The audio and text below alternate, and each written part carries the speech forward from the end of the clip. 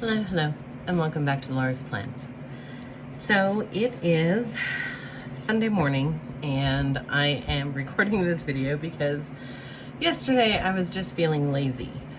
But we are in subject number 3 of the Great Planner Experiment, and it is officially One Book July month and lots of other stuff going on, but I decided to go ahead and give you an update on how subject number 2 is doing, and also just kind of walk through what I have already set up moving into week 2 of this notebook, as well as give you a check-in on how my method or methodology is doing in this book.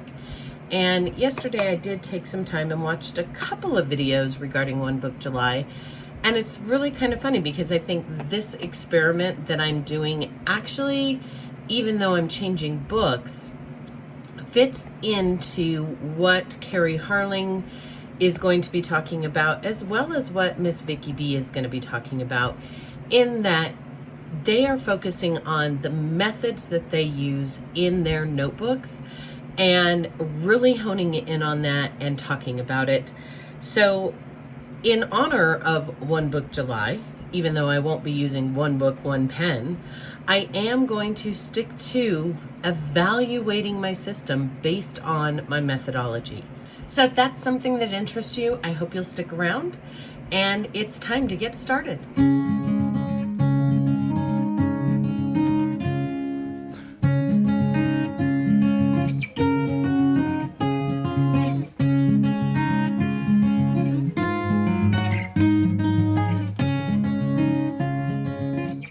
All right, so here we are. I am still in my Chic Sparrow Lady Catherine wide size TN cover, and I have to tell you, I say this every time I see this notebook or bring this notebook out.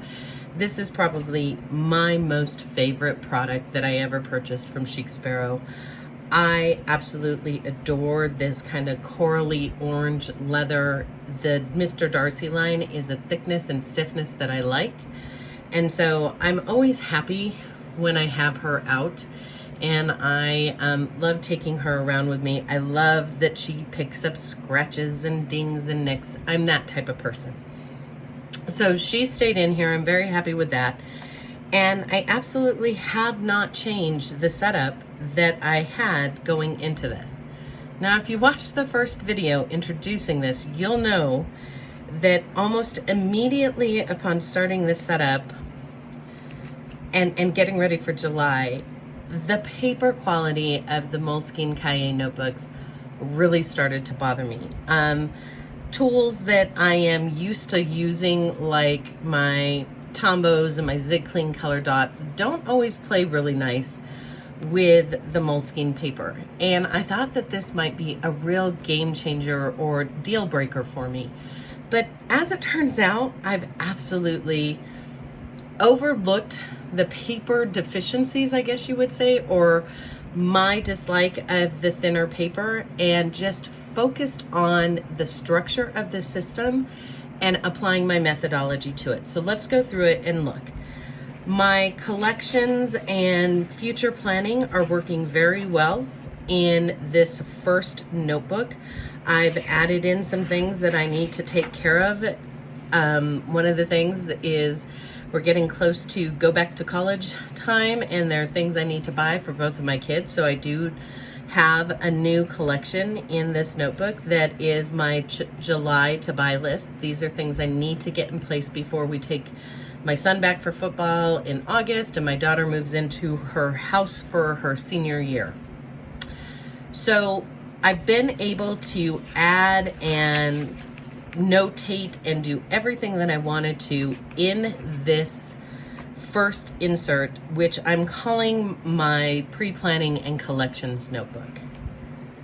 The second notebook that we come to is actually like the heart of the system. This is basically my bullet journal insert, and last night I was flipping through it and realized that I can fit all of July, if need be, into this insert. Now, I won't be because of the experiment that I'm undergoing, but it would last me for one full month. Now, I do I have to say there aren't as many pages as there normally are in this. This is one that I had taken other pages out of at some point and repurposed it for Q3 when I set these notebooks up at the beginning of the year.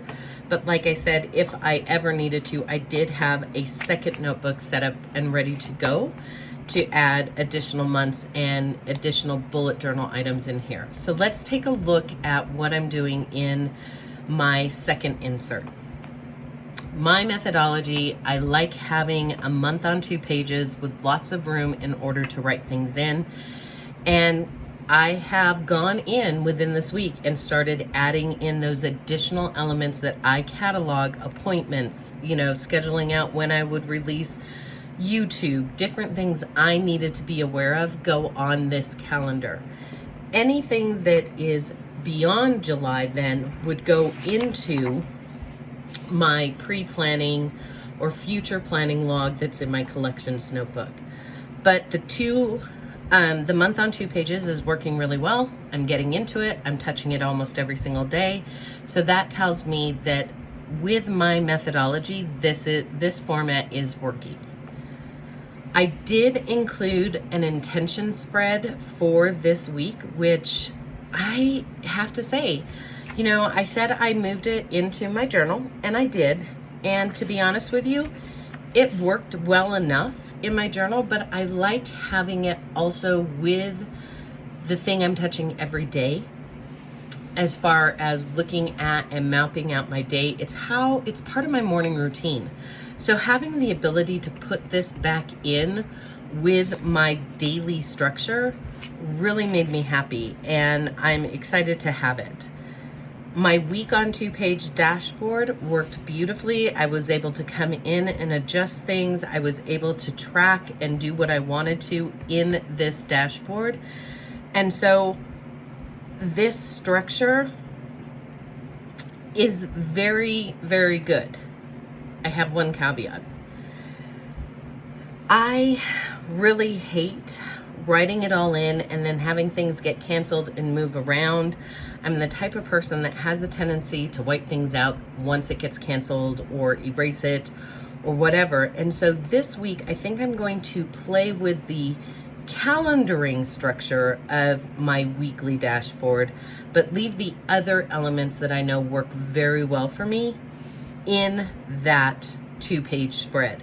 It's just this calendaring part that may or may not be needed, and so I'm going to play with it. I have my digital calendar online for work because if you look, 99% of these are work related.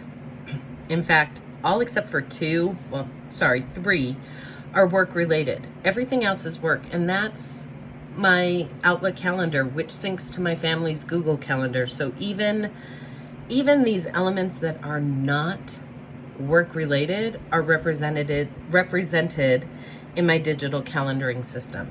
And it's easy to move and change things on a digital calendar, much easier than it is on paper.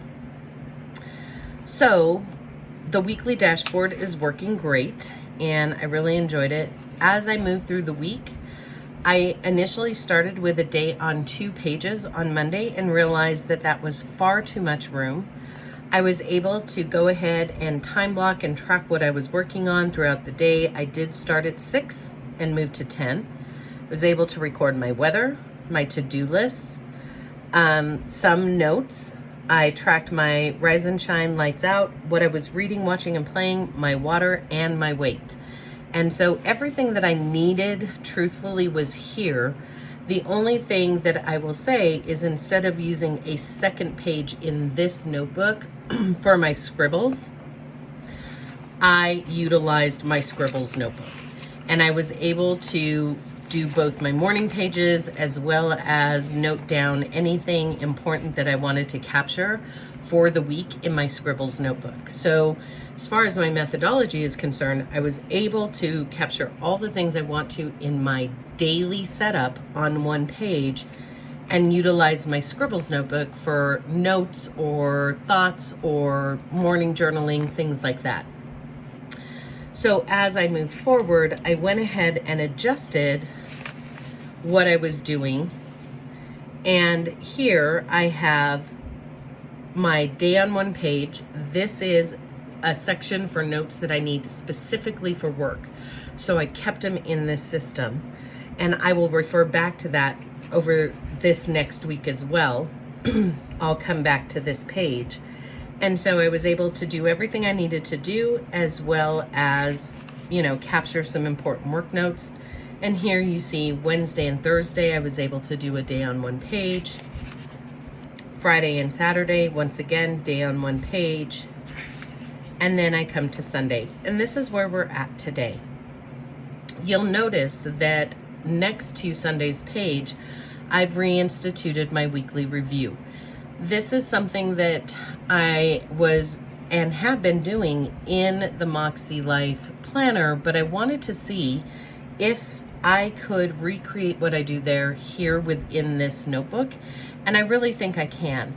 One of the things I noticed is I have an ebb and flow as to needing to create action steps for every goal category. And so one of the things I like about this is I focus on what were things that went well, what were challenges, and then what pivots I need to make on the action steps that I'm focusing on and how I feel about that. And so I was able to just do my basic weekly review, my reflection of what went well, what didn't, and how I can make some changes to reach my goals. And so part of me is also wondering if next season, in the launch season and moving into 2023, if buying that system is necessary, given that I am able to create something that is more adaptable and customized to my own personal system. Now, their life goals assessment, that pre-assessment is priceless, but I actually now have it in several different places. I have the companion notebook, I have the life planner. I can recreate that on my own, or I can just print off the digitals each quarter that they provide in the on the Moxie Life website, and include those into whatever system I'm using. So buying a whole series of notebooks, in my mind, isn't necessary, especially when I tend to adapt and customize it anyway. So that's the end of the week. Let's talk about paper.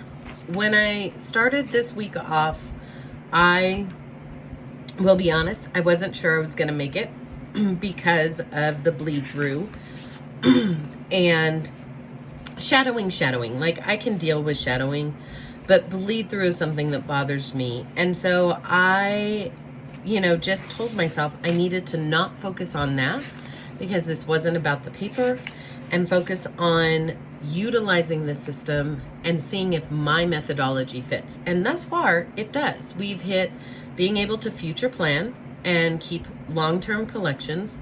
We've been able to hit having a working month on 2 pages. I have a weekly dashboard that I can customize to what I need at any point. I have a place for my dailies, and I can make them as large or as small as I need at any point, which, I'll be honest with you, that is a game changer for me, and something that I realized is I really, really like having the ability to customize things to what I want or what I need at any given time.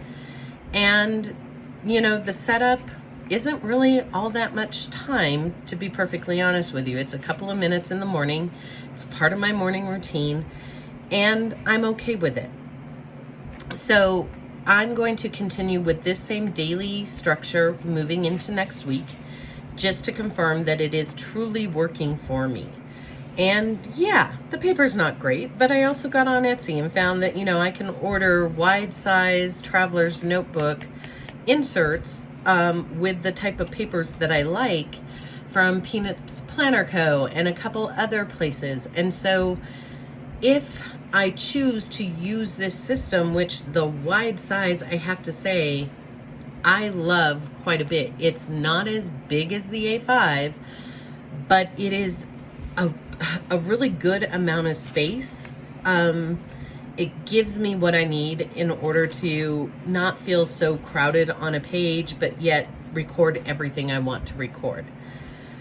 So moving into this next week, I had to get creative because last night when I was setting this up, I didn't put my intentions page where it should have gone. It should have gone on the back of this weekly reflection, and I forgot to do it. So basically what I did was I came to the back of this notebook. The last few pages are perforated, so I took a page out and I just tipped it in over the weekly dashboard so that I could have both, and I figure I can use the back side of it for notes or whatnot. And, you know, is it perfect? No, but I like having my intentions near my week. I also made some changes, and I think this is why I was flustered, was I wanted to take that calendar aspect to some degree out of the weekly dashboard. And so instead I made a weekly rolling task and events list. I can mark in the events with denoting it with an open circle, and tasks with a dot, and notes of anything that I need to remind myself of with a dash. And so I'm going to try a rolling weekly in the Alistair method style to see how that works. I figure I'm experimenting, I might as well try it. So I have my menu, my to buy list, my habits, important things I want to note down, and my sleep and step tracker already on my weekly. So I'll close that up. And then, as you can see, I have set up the days following my paint by number style pattern, like Robin from Talks from the Heart says that, and I giggle every time she does because I'm the same way. I like structure, but I like to be able to change it if I want to, and this is a daily structure that works for me.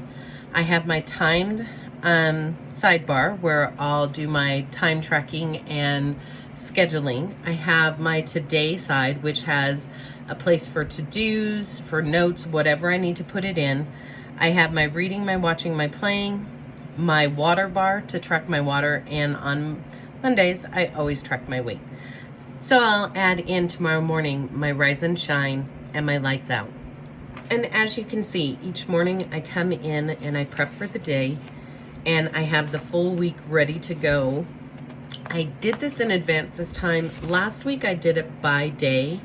This week I wanted to do it in advance and see if I like that. Once again, one of those customizable moments. And then I went ahead and set up my week in review.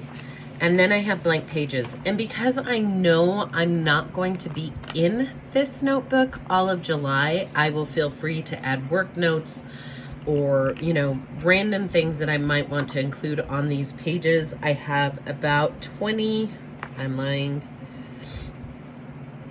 Yeah, I have about 20 pages left, 22 to be exact, in the notebook, so I can use as much as I want to or as little depending on need. And so that's set up. My scribbles section is so, I have to say, I absolutely love, and this is something that I should know about myself, but I don't. I am finding great joy and comfort in that everything I want to touch consistently all throughout the day is in one notebook. I just have to grab one thing and go. And, you know, planning is my hobby, and I have lots of different notebooks, but I'm realizing I'm a one book kind of person. As much as I enjoy watching and listening to people with their very robust systems, I personally function best when I have one place to focus my attention on at any given time. Now, I'm not including in that my memory keeping journal. At times, I would also exclude like my morning pages or my scribbles notebook. But the beauty of a TN and this system is that I can have all of it together and still have room to spare. And so that's something that in the past I've tried to separate work, tried to separate different aspects of my life, tried to separate and have multiple notebooks because I love notebooks. But the truth of the matter is, for my functional daily planning and journaling practice and my methodology, having everything in one book really works for me. Do I have other books where I do art? Like, do I have sketchbooks? Absolutely. Do I have books where I record work research or even personal research and things I'm learning how to do? Absolutely. But my functional life journal, this is my life planner and journal, having it here in one book, it has been wonderful. I just grab the one thing and I run. So that's also something that I noted down in my anecdotal notes for the experiment, was that having a one book system really works for me, and having the ability to put all of those independent components of my methodology into one place does spark some joy.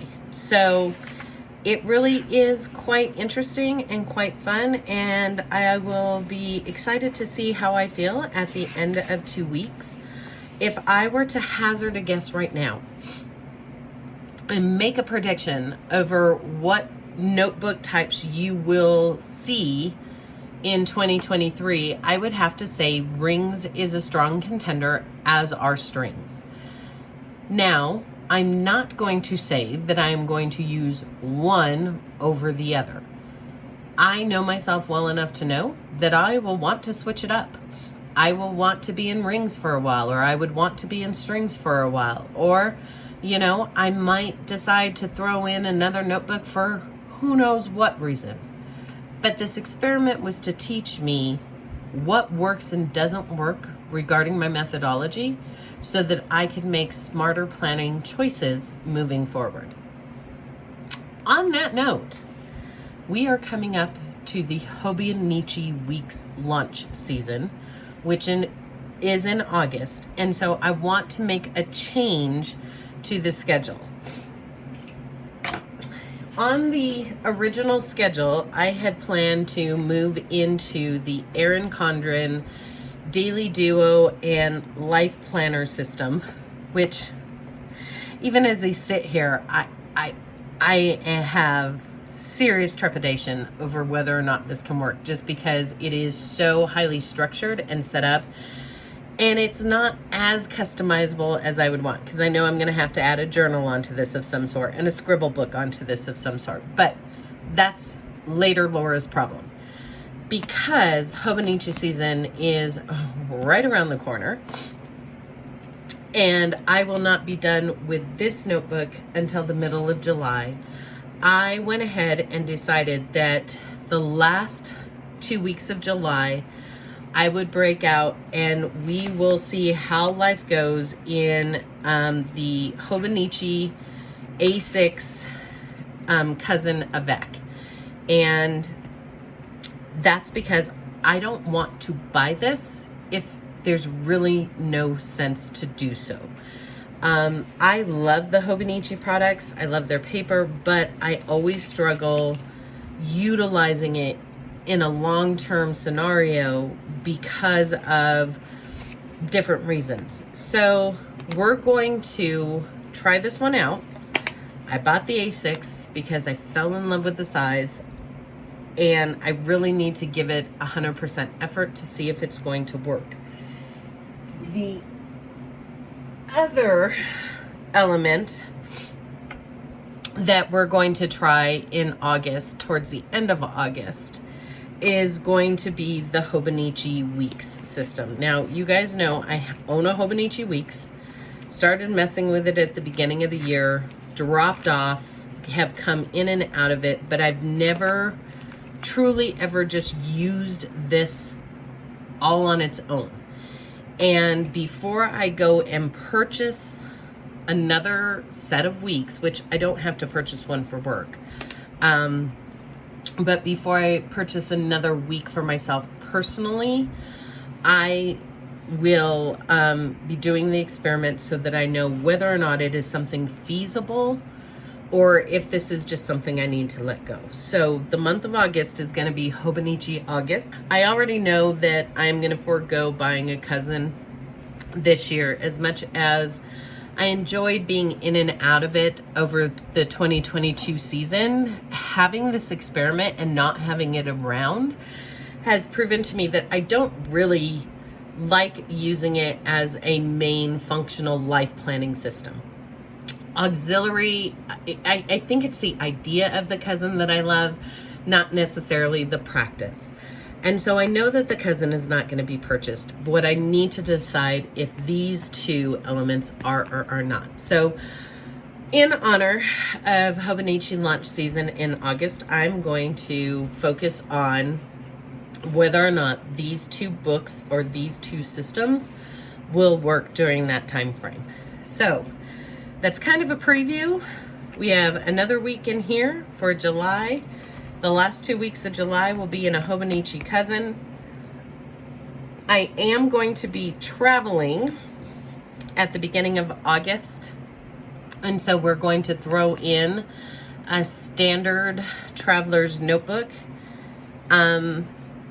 because this is a size I've always been enamored of, and I buy things for it, but then I never use it. So we're going to see how that goes. And then we're going to end August in the Hobonichi week. So if you notice, we're going small for a while, and we'll see how that goes. So have a wonderful weekend, and I will see you next time.